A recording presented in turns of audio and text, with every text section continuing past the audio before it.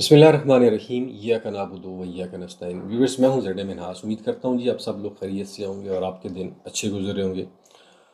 दोस्तों, blue world city के ऊपर बेशुमार लोगों ने कमेंट सेक्शन में कमेंट्स भी किए हैं और स्पेशली जो बिज़नेस केयर के नाम से वहाँ पे कमर्शियल लॉन्च हुआ है, उसके ऊपर हमारी जो तकाबली वीडियो है वो लॉन्च हो चुकी है। आप ज़रूर उसे देखें। उससे आपको आइडिया हो जाएगा कि क्या जो रेट ब्लू वर्ल्ड सिटी ने कमर्शियल के 4 मरले के 8 मरले के लॉन्च किए हैं वो जस्टिफाई हैं या नहीं हैं, वहाँ पे इन्वेस्टमेंट करनी चाहिए या नहीं करनी चाहिए। ये सारी चीज़ें हम उस वीडियो में ऑलरेडी डिस्कस कर चुके हैं। अगर आपने नहीं देखी तो लिंक आपको मिल जाएगा, आप ज़रूर देखिएगा। ओवरऑल जी बात करते हैं ब्लू वर्ल्ड सिटी की। ब्लू वर्ल्ड सिटी में इस वक्त क्या चल रहा है आप जानते हैं कि बेल्टिंग का नोटिफिकेशन आ चुका है। बेल्टिंग भी होने वाली है ब्लू वर्ल्ड सिटी की और बेल्टिंग का इवेंट भी इंशाल्लाह कोशिश है मैनेजमेंट की साइड के ऊपर किया जाए, वो भी आपको दिखाएंगे। लेकिन सरेदस्त ब्लू वर्ल्ड सिटी में जिन लोगों के पास इस वक्त इन्वेस्टमेंट है, पैसा है, तो वो इन्वेस्टमेंट करने से पहले साद नज़ीर साहब का सुनो टीवी के ऊपर गालबन हबीब अकरम के साथ एक इंटरव्यू था, उससे आप ज़रूर देखिएगा। वहाँ से आपको बड़ी क्लैरिटी मिलेगी उनका क्या पर्सपेक्टिव है रियल एस्टेट के हवाले से, कि रियल एस्टेट में इन्वेस्टमेंट क्यों नहीं आ रही। इसकी वजूहत भी साद नज़ीर साहब ने उसमें बताई थी। बड़ी अच्छी बातें की थी उन्होंने और बड़ा अच्छा विजन भी है पाकिस्तान के बारे में उनका, और उनकी थाट्स भी बड़ी अच्छी हैं। मुझे वो इंटरव्यू अभी बकरम के साथ उनका बड़ा अच्छा लगा। मैं अप्रिशिएट करता हूँ जी उनकी बातों को, दाद भी देता हूँ कि उनके कंसेप्ट बड़े क्लियर हैं जी पाकिस्तान के हवाले से। पाकिस्तान का जो निज़ाम है उसके हवाले से सारी चीज़ें बड़ी, वो बड़े क्लियर विजन वाले आदमी हैं। अब जहाँ तक उनका ज़ाहिर बिज़नेस जो है वो रियल एस्टेट है और वो उन्होंने बताया भी है, और कितनी बड़ी एफ़र्ट उन्होंने की पाकिस्तान में रियल एस्टेट के लिए, और उन्हें किन किन मुश्किलात का सामना रहा, वो हमसे कोई छुपी हुई चीज़ें नहीं हैं। और किन हालात में उन्होंने लॉन्च किया, फिर लोगों ने किस तरह इस प्रोजेक्ट को इस प्रोजेक्ट के ख़िलाफ़ प्रोपेगेंडा किया, वो सारी बातें अपनी जगह मौजूद हैं, अभी भी हैं। लेकिन ये प्रोजेक्ट वो है जिसने लोगों को सहारा भी दिया जी।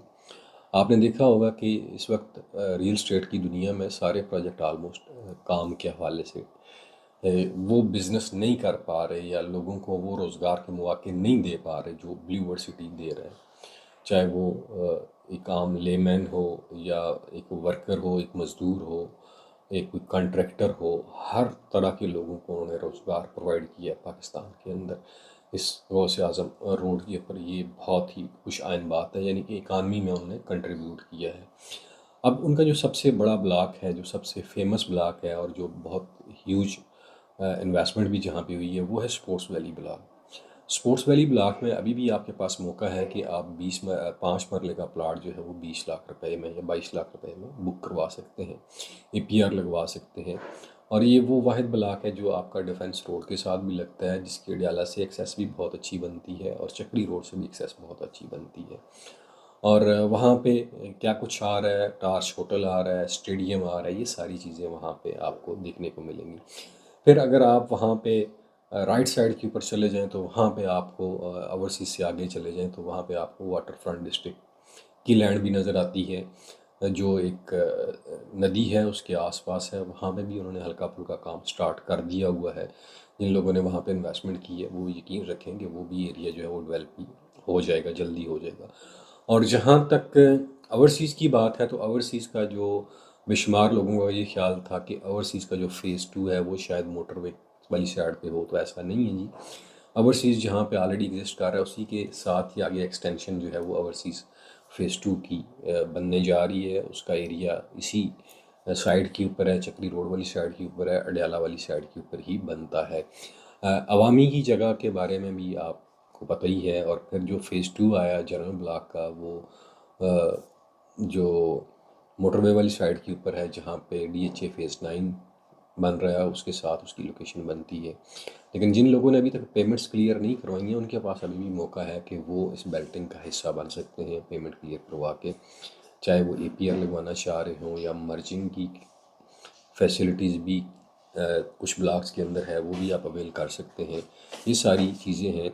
लेकिन जो रिस्पांस अभी कमर्शियल का ये आना चाहिए था यूनिवर्सिटी का, वो मेरे ख्याल में अप टू मार्क नहीं है। उसकी वजूहात आपको साद नज़ीर साहब के इंटरव्यू में मिल भी जाएंगी, क्योंकि आज अगर आप पैसा लगाएंगे तो जो फॉरेन इन्वेस्टर है वो ये कहता है कि ये पैसा जो डॉलर है उसकी वजह से शायद हम अपना ओरिजिनल रेवेन्यू भी रिकूप ना कर पाएँ, ये उन्होंने कहा था उस इंटरव्यू में। तो ये भी वजूहात हैं। बहरहाल एनी हो, प्रोजेक्ट तो एग्जिस्ट करता है और डेवलपमेंट का टेन्योर वहाँ पे वो रीसेल वैल्यू आपको अगर आप कहेंगे अगले 4 साल में मिल जाएगी, तो मेरी बेशुमार वीडियो में मैं यही कहता हूँ कि ऐसा नहीं होगा।